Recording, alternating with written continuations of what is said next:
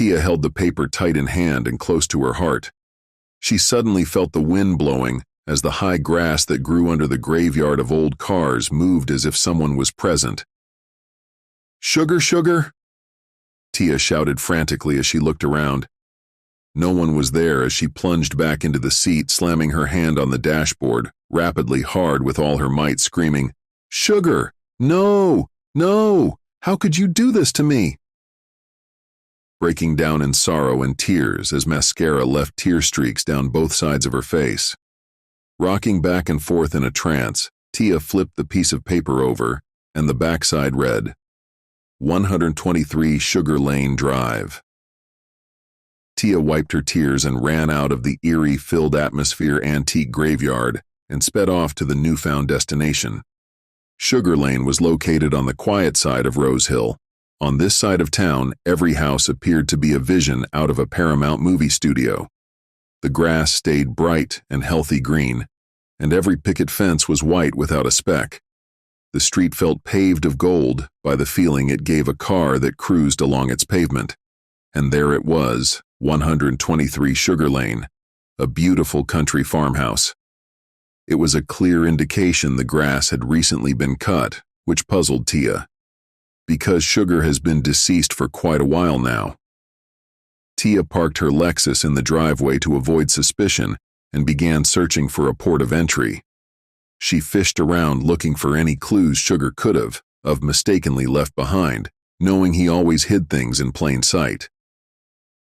Tia decided to flip over the welcome doormat, and with luck she found a spare key. Anxiety rushed her soul through her sweaty palms as she quickly inserted the key into the lock, and with a prayer of hope she opened the front door and walked inside.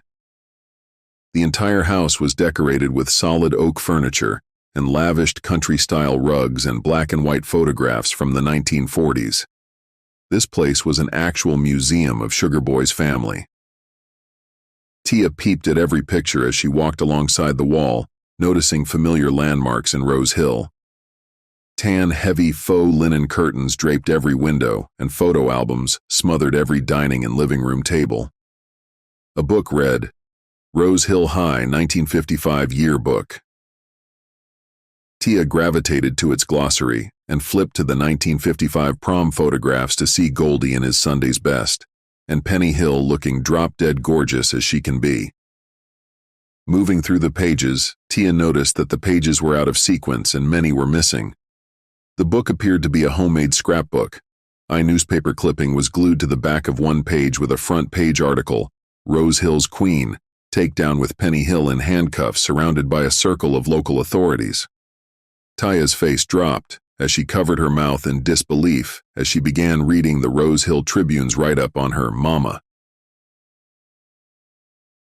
Section A4 reported that Penny was released on a $300,000 bond posted by Al Goldman, known to the community as Goldie. Tia continued shifting through the pages, and a photo of Goldie and his widow, then wife Missy in her cheer uniform, had threw her for a loop. Adjacent to that photo was a picture of young Sugar Boy pulling a bale of hay. Tia's heart began to warm up instantly, like a furnace, and tears popped out her eyes in abundance. Tia closed the yearbook, discovering a journal with gold page edges, and she knew right off the back whose it belonged to. Wasting no time, eagerly to read, Tia exhaled deeply as Goldie's memoirs took her on a spiritual journey. Each word she read, her senses became vulnerable, as if she could actually hear the voices, taste the food, and see clearly the place, day, got, and time of the story. The stories seemed never-ending, and some were intertwined with others. It was clear Goldie was in love with Penny. The question was, how did he end up with his wife Missy? Tia was puzzled and confused because her mama never mentioned a word of her and Goldie. The last page of the journal read, "To my dear Sugar, I love you so much, and by the time you have read this I should be in heaven looking down on you, my son. You were everything a man could ask for in a son. Never stray away from the crop, son. The crop is what made this family and will always maintain this family. Stay away from dealing drugs and petty crime. Don't fall for the women of the night as I did, son. Penny was my first true love, yet your grandmother Dot didn't approve, so we snuck around for years until she was arrested in the Big Rose Hill bust. The tension between her family and ours was so destructive I had to turn my back on her. So the least thing I could have did was pay her bond.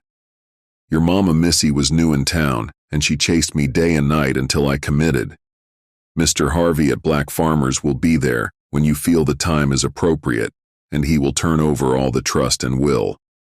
Outside of Mr. Harvey, please give 123 Sugar Lane to my darling Penny. It's hers, and the red tractor out back is yours. That is the very first tractor I bought, and now it's yours, my son. I kept it to remind us that God said, "Give away your first fruit, and you will be blessed forever." Keep our legacy going and give it to your son. Remember, that's a row crop tractor, so don't forget to fill it with oil. Love, Goldie. Tia's rage shot through the roof. Women of the night, damn you, Goldie, as she looked out the kitchen's window to see a huge red row crop tractor sitting under a metal shed. Out the back door she flew and began searching the red tractor for a way to start the engine. Oil, she remembered to add oil before starting, so she pulled the hood's lever, and it popped. Dust streamed from the tractor's crevices as Tia covered her eyes for debris. She lifted the hood, not recognizing the structure of a tractor's engine, but noticed an old brown brick-formed paper bag. Tia reached her hand down in between the engine shaft and slowly removed the bag.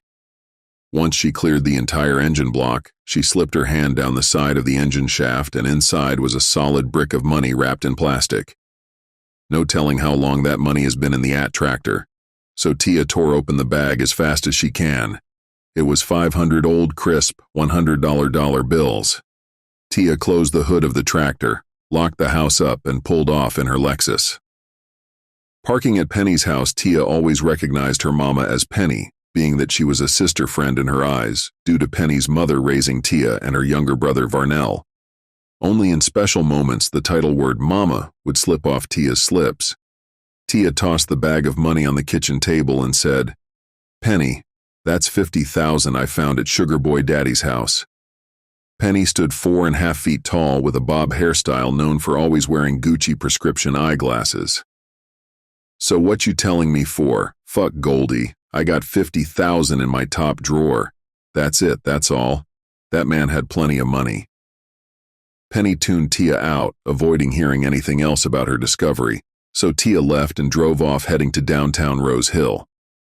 Tia hid Sugar Lane's key in car's visor and walked in Black Farmers Credit Union, asking to speak to Mr. Harvey. She was directed to the rear of the branch, and Mr. Harvey's office sat on the west wing facing the vintage landmark railroad tracks.